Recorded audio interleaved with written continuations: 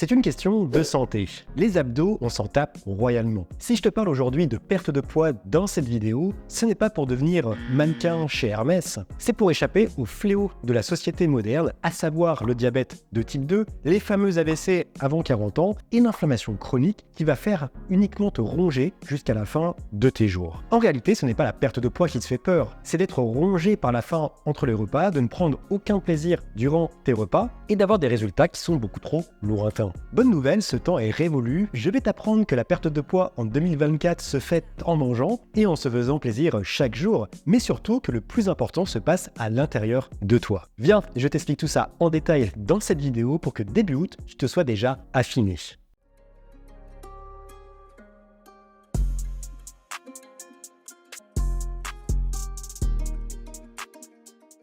Bienvenue dans cette nouvelle vidéo, c'est Mathieu Copiglia, ton formateur en rééquilibrage alimentaire. Sur cette chaîne, je t'aide à gagner en vitalité en optimisant un maximum ton alimentation, en adoptant un rééquilibrage alimentaire flexitarien pour que tu aies davantage d'énergie et que tu sois moins stressé, que tu sois plus serein au quotidien. Dans cette vidéo, je vais donc développer 6 conseils cruciaux pour que tu puisses perdre du poids sans avoir faim, parce qu'au final, c'est ça le plus important, c'est de perdre du poids sans constamment penser à la nourriture, sans constamment faire des écarts entre guillemets, c'est vraiment que ça soit du plaisir, que tu trouves ton compte dans tes repas, mais également entre les repas, que tu ne penses pas constamment uniquement à la nourriture. Le premier point aujourd'hui, c'est de lutter contre l'inflammation, puisque avant même de parler de calories, il faut s'intéresser à deux choses, à la baisse de l'inflammation auquel on est quasiment tous confrontés aujourd'hui, d'autant plus les personnes en surpoids, et je vais donc te l'expliquer, et également à la bonne assimilation des nutriments. Mais juste avant ça, laisse-moi comme d'habitude te faire quelques rappels, ça va être très court. Le premier rappel, c'est que tu peux justement télécharger ton e-book offert de petit déjeuner. Le petit déjeuner, c'est quelque chose de très important lorsqu'on souhaite déjà perdre du poids, mais également lorsqu'on souhaite maintenir une alimentation saine, parce que finalement, on va dès le début de journée prendre de bonnes habitudes alimentaires. C'est pour cette raison que je t'ai préparé un e-book de 10 recettes, 5 recettes de petit-déj salé, 5 recettes de petit-déj sucré, hautement protéinées, pour que justement tu sois rapidement rassasié le matin. Si jamais tu as des questions, que tu souhaites aller plus loin, que tu souhaites justement, tu ne trouves pas ton compte forcément dans les vidéos ou dans mes formations, et que tu souhaites vraiment t'entretenir avec moi sans pour autant devoir payer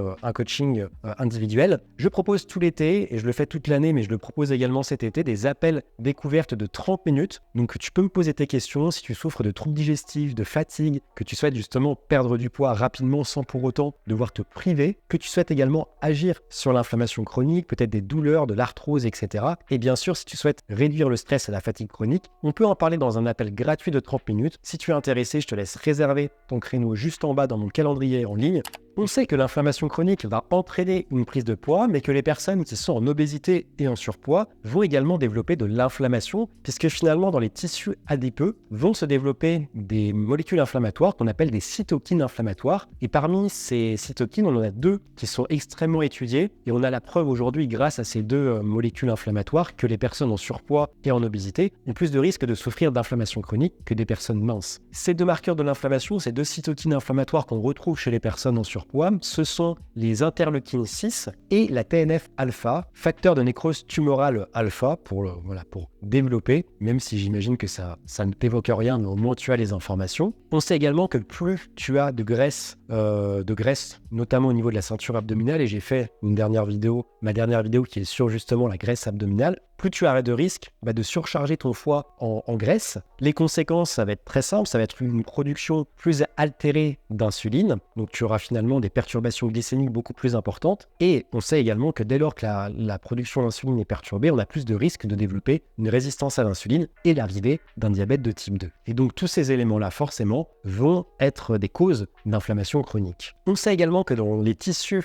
adipeux, dans les tissus graisseux, vont se développer des adipokines, qui sont tout simplement, encore une fois, tout comme les cytokines inflammatoires, des médiateurs de l'inflammation. Et des études ont démontré qu'une réduction seulement de 5% du poids permet de réduire la présence des médiateurs inflammatoires dans les tissus graisseux, dans les tissus adipeux. Autre chose plus surprenante, et là je vais sûrement te faire sourire, mais l'excès de graisse corporelle revient finalement à consommer des fruits et des légumes qui sont contaminés par des pesticides, puisque ça va avoir la même réaction. Lorsque tu consommes des pesticides, tu augmentes la quantité de radicaux libres dans ton organisme qui vont augmenter l'inflammation, et finalement finalement, l'excès de graisse corporelle va également augmenter la présence de radicaux libres et donc l'inflammation dans ton organisme. Et également de nombreuses études, donc toutes les études que je te cite ici dans cette vidéo, comme d'habitude, se retrouveront dans la description de cette vidéo. Les études démontrent également que les personnes qui sont en situation d'obésité notamment, donc là on ne parle pas de surpoids mais plus d'obésité, ont un microbiote intestinal qui est déséquilibré et qui est bien différent également des personnes minces. Et ça va avoir une cascade de conséquences, comme notamment une prolifération de sucres néfastes dans le microbiote, une résistance à l'insuline, on en parlait tout à l'heure, une perméabilité intestinale qui est également un des principaux facteurs d'inflammation chronique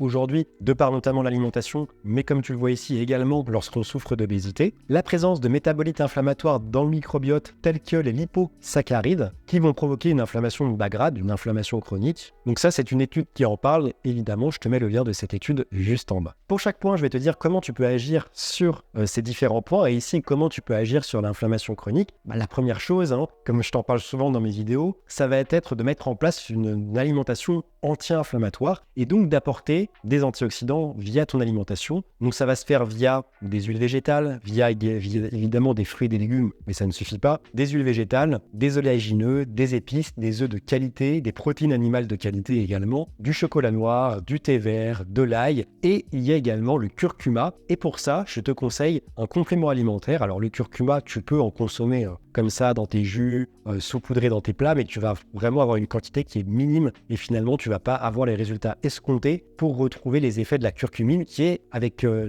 l'ail l'une des substances anti-inflammatoires les plus importantes et les plus efficaces. Si tu n'as pas envie de devoir varier un maximum ton alimentation, je te conseille de consommer de l'ail et de consommer de la curcumine en complément alimentaire. Et tu sais que les compléments en curcumine, sont souvent dangereux pour la santé car ils sont mal dosés, ils sont associés à d'autres molécules qui sont dangereuses. Donc c'est pour la raison pour laquelle je te propose le complément en curcumine de chez NutriPure où il y a un bon équilibre entre le curcuma et la péperine. C'est souvent ça en fait qui fait qu'on a un curcuma qui va venir créer une perméabilité intestinale parce qu'on met trop de péperine dans le complément au curcuma. Ce n'est pas le cas de chez NutriPure et en plus c'est un curcuma qui est bio, avec beaucoup d'antioxydants. Donc si tu souhaites le commander, tu as moins 10% avec mon code parrain Terrain Bien-être 10 et tu as le lien vers la boutique, vers le complément. Je te mettrai le lien direct vers le complément juste en bas. Pour limiter l'inflammation chronique, tu vas également devoir faire des sports qui ne sont pas trop bruts, donc c'est-à-dire éviter tout ce qui est crossfit, tout ce qui est HIIT, qui est course à pied, mais faire des sports qui ne vont pas trop solliciter du stress pour ton organisme. Réduire évidemment la consommation de sucre rapide, éviter voire arrêter l'alcool, consommer des bonnes graisses comme de l'huile de coco, NutriPure en fait également, donc tu peux également en commander avec mon code parrain, du ghee, NutriPure en fait aussi, du ghee bio, une bonne huile d'olive que tu vas éviter de faire chauffer, ça c'est préférable, et évidemment éviter le gluten et les aliments à IG élevé. Et pour ça, c'est intéressant de mettre en place une alimentation à IG bas et IG moyen. Mon deuxième conseil, c'est faire le choix d'une alimentation biodisponible et de bien assimiler les nutriments. Et pour ça, il y a différentes façons de le faire, mais on va surtout travailler sur le terrain et non pas sur les aliments qu'on va intégrer dans l'alimentation. Alors après, il est évident que tu peux faire le choix de consommer des aliments qui vont contenir peu ou moyennement de vitamines et de minéraux et finalement ne pas te sentir rassasié. On le voit très bien lorsqu'on mange junk food, fast food, il y a énormément de calories, mais finalement peu de densité nutritionnelle. Et donc tu es peu rassasié et tu vas vite faire exploser ton quota calorique et donc prendre du poids. Et je parle même pas de junk food, je peux parler même de certaines céréales, de certains fruits et légumes qui vont être pauvres, qui vont être gorgés d'eau et pauvres en vitamines et minéraux. Ou tu peux faire le choix d'aller vers des aliments qui vont être riches nutritionnellement, d'aller vers des viandes de qualité, des abats, vers des fruits et légumes très riches en micronutriments, vers des graines germées, vers des oléagineux, vers des huiles, des bonnes huiles végétales, pour que tu te sentes rassasié rapidement et que finalement tu restes dans tes besoins journaliers sans avoir faim constamment et sans être obligé d'exploser encore une fois ton quota calorique. Alors il y a deux choses à mettre en place déjà pour bien assimiler les nutriments, deux choses qui aujourd'hui font défaut à la majorité des personnes. Ça va être déjà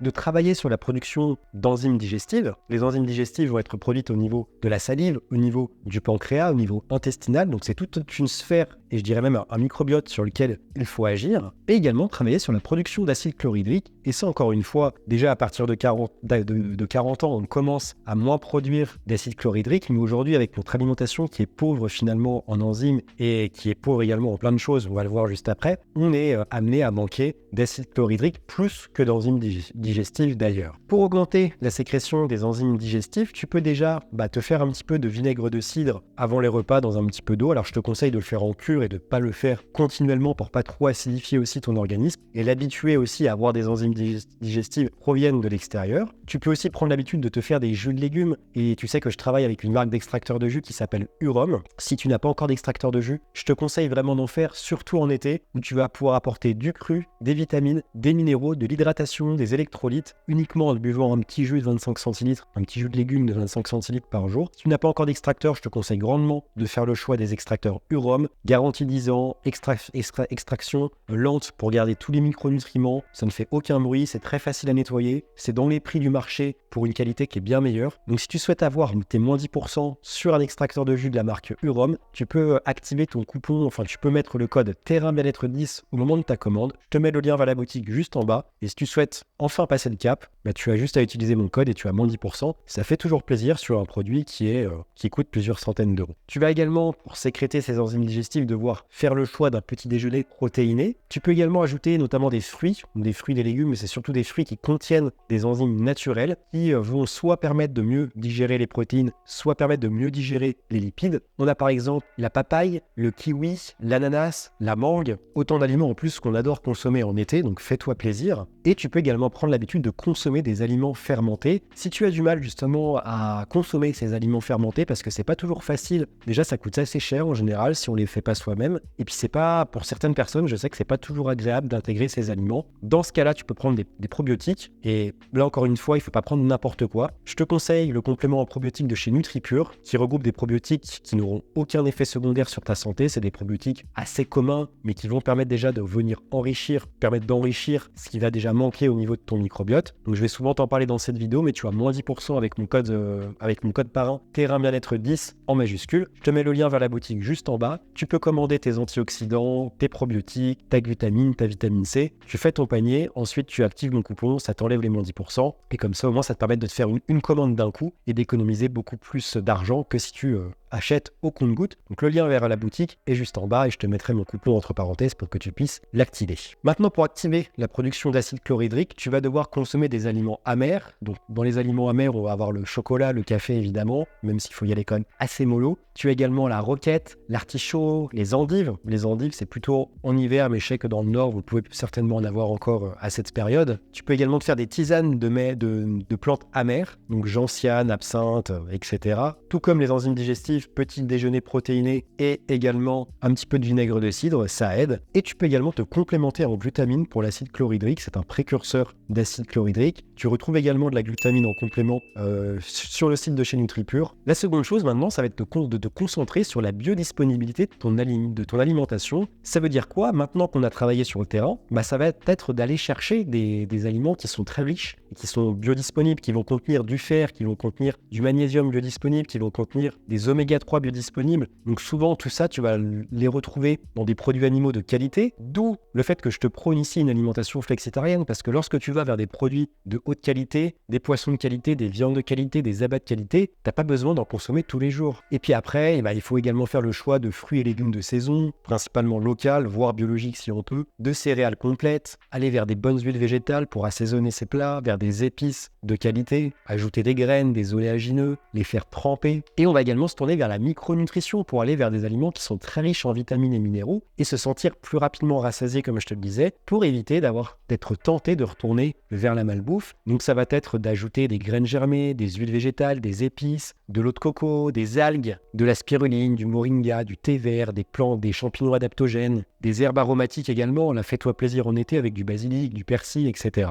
Et mon dernier conseil, ça va être, pendant les premières semaines de ta perte de poids, de prendre de l'eau de Quinton, qui est de l'eau de mer filtrée, qui est très riche en vitamines et minéraux. Et l'avantage également de l'eau de mer, au-delà de t'apporter des vitamines et des minéraux, ce qui va te permettre d'éviter d'avoir des compulsions alimentaires durant ta perte de poids, c'est que l'eau de Quinton est également un complément qui augmente l'assimilation des nutriments que tu vas consommer durant tes repas. Le troisième conseil, et finalement, au-delà des conseils techniques que je vais te donner dans cette vidéo, c'est surtout celui-ci que tu dois retenir, c'est de ne manger et de ne jamais avoir faim. Parce que personnellement, depuis que j'ai entamé un rééquilibrage alimentaire depuis 2018, depuis que j'ai fait un burn-out, je ne ressens jamais la faim au final. J'ai une alimentation, alors je ne cherche pas forcément à perdre du poids, mais j'ai une alimentation qui est ultra saine, et au final, j'ai beaucoup moins faim qu'à l'époque où je mangeais des pizzas industrielles, où je mangeais des ponts au chocolat le matin, où je mangeais des Kinder Bueno. Donc c'est ça aussi qui est réellement important. Parce qu'on va pas se le cacher, quand on a la dalle, on n'a pas envie de consommer du fromage blanc et des myrtilles, on a plus envie d'aller vers des aliments sucrés et gras. Ce que j'ai aussi envie de te faire comprendre, c'est que lorsque tu souhaites perdre du poids, il faut conserver le nombre de calories dont ton corps a besoin. Donc si tu as besoin de, 2500 calories, si tu es un homme, ou si tu es une femme et que tu as besoin de 2000 calories, 2000, 2200 calories, et tu dois conserver ce taux calorique-là en allant vers des aliments qui vont être plus sains. Donc en plus, tu vas devoir augmenter ton volume alimentaire, donc tu vas manger plus, c'est une bonne nouvelle. Parce que des flocons d'avoine et un Kinder Bueno, c'est pas les mêmes calories, tu vas devoir consommer plus de flocons d'avoine que de Kinder Bueno, donc c'est déjà une bonne chose. Mais surtout, tu vas devoir le faire pour ne pas baisser ton métabolisme. Et il y a certains médecins, professeurs qui ont fait des études sur les régimes hypocaloriques, des régimes où tu baisses ton niveau calorique. Si tu as besoin par exemple de 2000 calories, tu dois en manger 1500, c'est la fameuse balance énergétique pour perdre du poids. Mais on se rend compte de plus en plus, et je suis content aussi que mes camarades thérapeutes en parlent de plus en plus et ne recommandent plus ces fameux régimes hypocaloriques. On a par exemple le professeur Van Gaal qui nous montre que les régimes hypocaloriques ont un taux d'efficacité qui est inférieur à 5%. C'est aussi pour ça qu'on parle souvent d'effet yo-yo et que tu as sûrement déjà eu affaire à ce fameux effet yo-yo où tu fais un régime et finalement tu prends 2 fois le poids que tu avais juste avant le régime. D'ailleurs, il faut retenir quelque chose, ça va certainement te choquer, mais on mange beaucoup moins que nos ancêtres. Lorsqu'il y a eu la révolution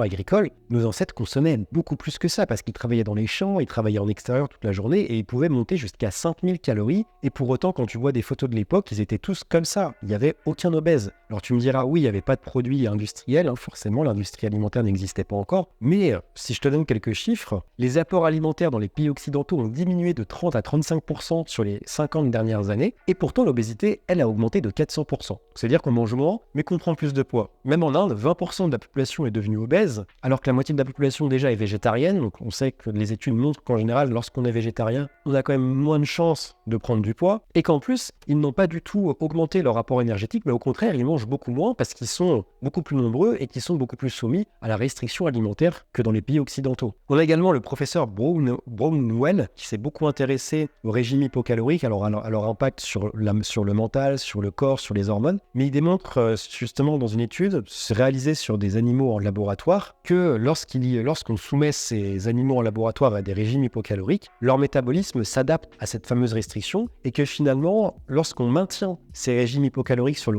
long terme, on a de plus en plus de difficultés à obtenir des résultats et que voire même on finit par prendre du poids. Alors aujourd'hui, on parle d'effet yo-yo. Lui, c'est ce qu'il appelle l'effet accordéon. Donc c'est le fameux effet yo-yo dont on parle maintenant. Et il parle également de résistance à l'amaigrissement en adoptant ce genre de régime hypocalorique. Alors comment tu vas devoir faire pour maigrir sans avoir faim? Mon premier conseil, ça va être déjà de miser sur des aliments qui vont être plus volumineux, de miser sur le volume alimentaire. Et la chance que tu as, c'est que tous les aliments catégorisés sains, on va voir lesquels n'en font pas partie, mais tous les aliments catégorisés sains ont un fort volume alimentaire. Ça va être, il faudra justement se méfier au contraire de certains aliments qui sont jugés sains mais qui sont très caloriques. Ça va être le cas des purées d'oléagineux par exemple, des céréales en excès, des graisses animales en excès également. Alors c'est tout en excès évidemment. Des sucres rapides naturels également qui vont faire exploser ton quota calorique, comme certains fruits, mais également je pense au miel. Et mon deuxième conseil, ça va être d'augmenter la satiété de tes plats en augmentant la quantité de fibres. Donc en consommant des céréales, des fruits et des légumes, tu vas déjà augmenter la quantité de fibres.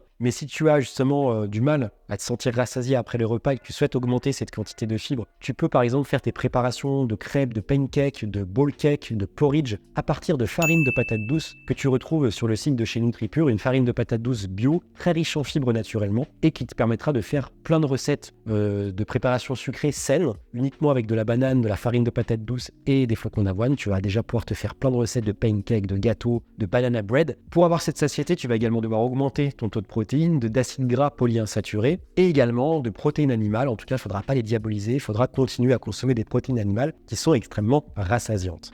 Un conseil également important, c'est d'avoir un haut apport de protéines constant. Donc quand je dis constant, c'est à chaque repas. Le fait de maintenir un haut taux protéique lorsqu'on souhaite perdre du poids va avoir 3 rôles majeurs. Déjà, ça va éviter d'avoir faim constamment et entre les repas. Ça va également permettre d'augmenter la dépense énergétique au repos grâce à leur fort effet thermique. Et ça va permettre également de maintenir la masse musculaire tout en perdant de la masse grasse. On cherche à perdre du poids et non du muscle. Donc le fait d'être entre 30 et 40% d'apport protéique à chaque repas va faire en sorte que le corps va plutôt choisir de brûler la masse grasse que la masse protéique, puisque les protéines vont servir quasiment exclusivement, alors bien sûr qu'ils servent à autre chose au niveau messager dans l'organisme, mais ça sert uniquement à la construction des muscles, et donc, alors c'est uniquement si tu consommes trop de protéines que tu vas commencer à les stocker, mais ça sert uniquement à la production, à la construction du muscle. Donc finalement, lorsque tu vas apporter suffisamment de protéines à ton corps dans tes repas, le corps va faire le choix de brûler plutôt les graisses avant de brûler les protéines, donc tu vas maintenir ta masse musculaire et perdre plus facilement du gras. Les protéines, ce sont également le macronutriment qui va avoir l'effet thermique le plus important, entre 20 et 30%, c'est-à-dire que rien qu'en mangeant des protéines, tu dépenses 20 à 30% de leur apport calorique, rien qu'en les digérant. Donc ça va déjà permettre de perdre plus facilement du poids, mais ça va aussi augmenter la dépense au repos de l'organisme, et ça évite donc de te tuer à la salle à chaque fois que tu manges un petit peu trop. Les protéines sont également les catégories d'aliments avec l'indice de satiété le plus élevé, c'est normal, et tu le vois bien lorsque tu consommes 300 grammes de steak haché ou 500 grammes de crevettes, il faut déjà y aller, hein. Mais 500 grammes de crevettes, tu es complètement calé, tu peux plus rien avaler. Et ça prouve justement que ces protéines sont extrêmement rassasiantes. Donc par exemple, l'indice de satiété, il est basé sur 100, qui est l'indice de référence, c'est le pain blanc avec un IS de 100. Pour te donner un titre d'exemple, l'œuf a un indice de satiété de 150, le steak haché a un indice de satiété de 176, et les poissons blancs ont en général un indice de satiété de 225. Donc consomme du poisson si tu veux être rassasié. Et il y a une étude de mai 2022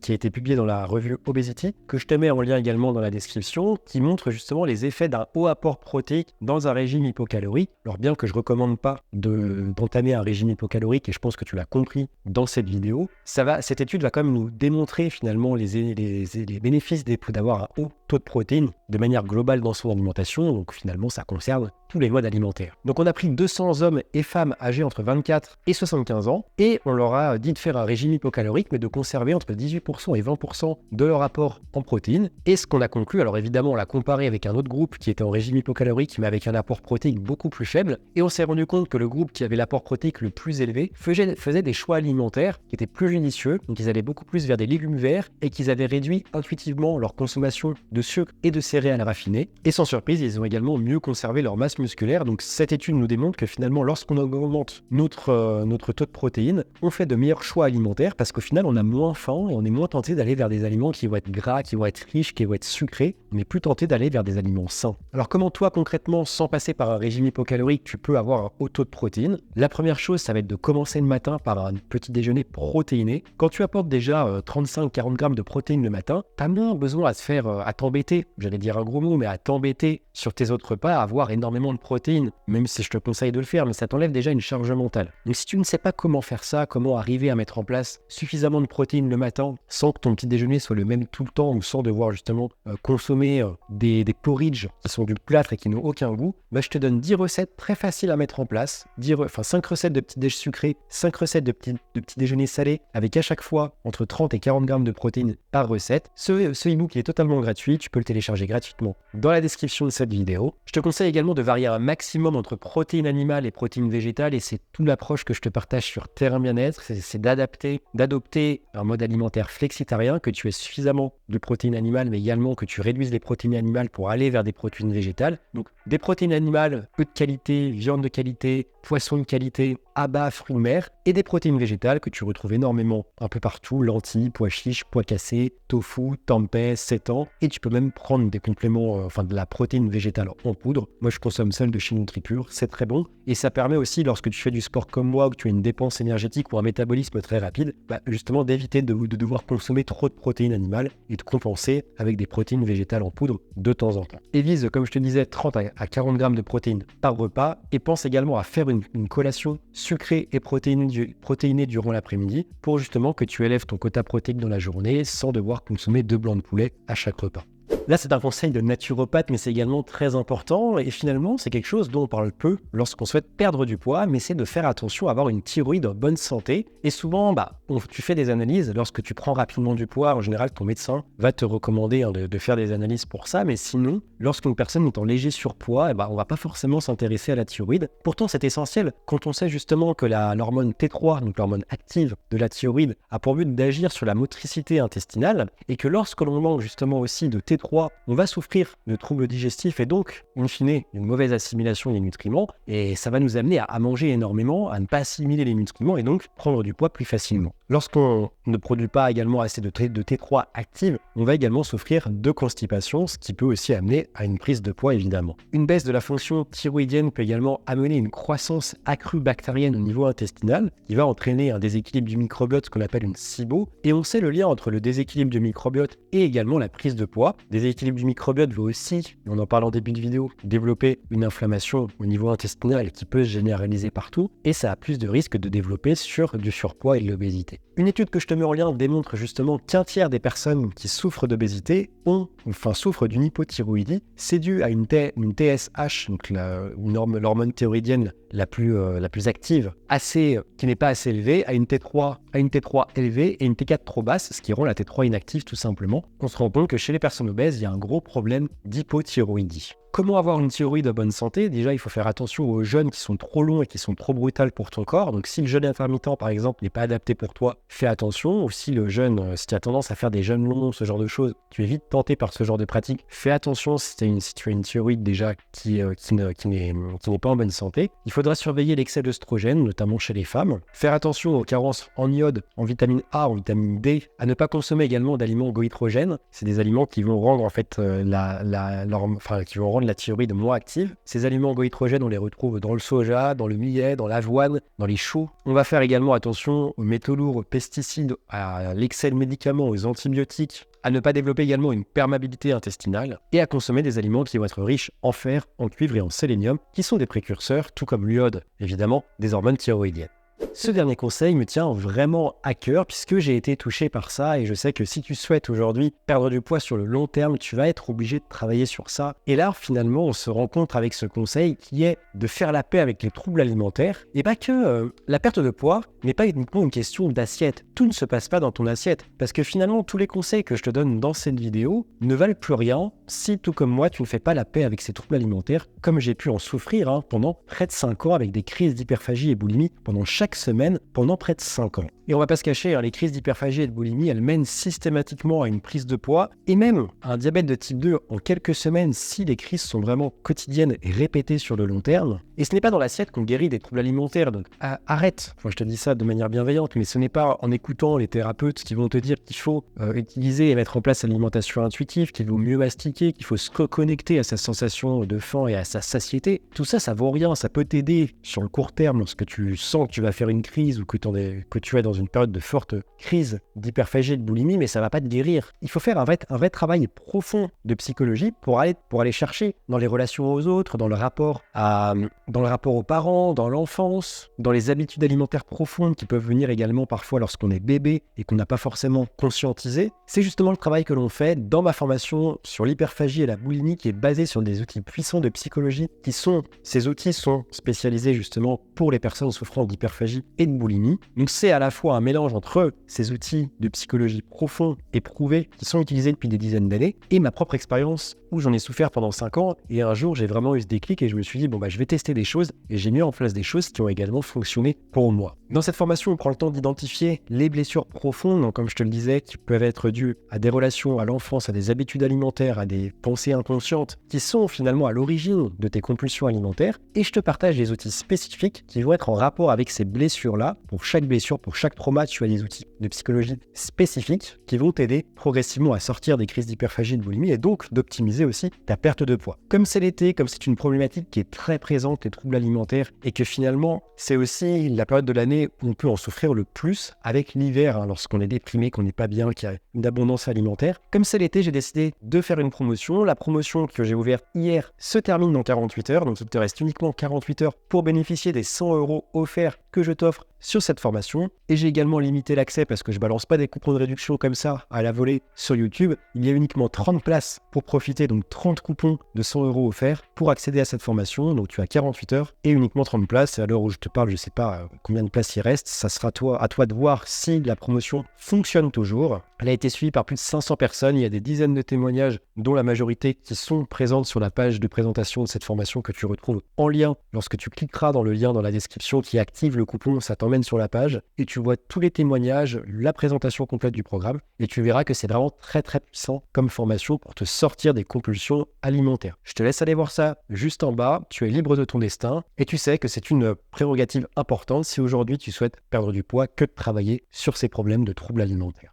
Évidemment, pour perdre du poids sur le long terme, il faut mettre en place des habitudes durables, mais c'est aussi une déconstruction totale de toutes les habitudes alimentaires que l'on a pu mettre en place, de toutes les choses que l'on a entendues, de tous les régimes ou modes alimentaires que l'on a pu tester durant sa vie. Et moi-même, qui ai uniquement 29 ans, bientôt 30 ans, j'ai énormément déjà d'injonctions alimentaires et de croyances alimentaires qui peuvent m'amener à faire certains choix qui ne sont pas toujours judicieux aussi pour moi. Et c'est pour ça que je me rattrape énormément sur la science et également sur mes ressentis. Et c'est ce que je te conseille de faire, mais c'est pas toujours facile de le faire seul. Donc si tu as besoin d'être accompagné ou du moins d'avoir des conseils rapides, gratuits pour le faire et pour optimiser ta perte de poids, tu peux toujours réserver un appel découverte avec moi de 30 minutes. Tu as le calendrier juste en bas pour réserver ce service. C'est le seul service que je propose gratuitement avec mes e-books et quelques formations également. Donc profites-en si ça t'intéresse et si tu souhaites avoir des résultats rapidement. Et tu peux également télécharger tes 10 recettes de petit déjeuner, ça fait toujours plaisir. On est en été, on a aussi un peu plus le temps de se faire plaisir le matin et on a aussi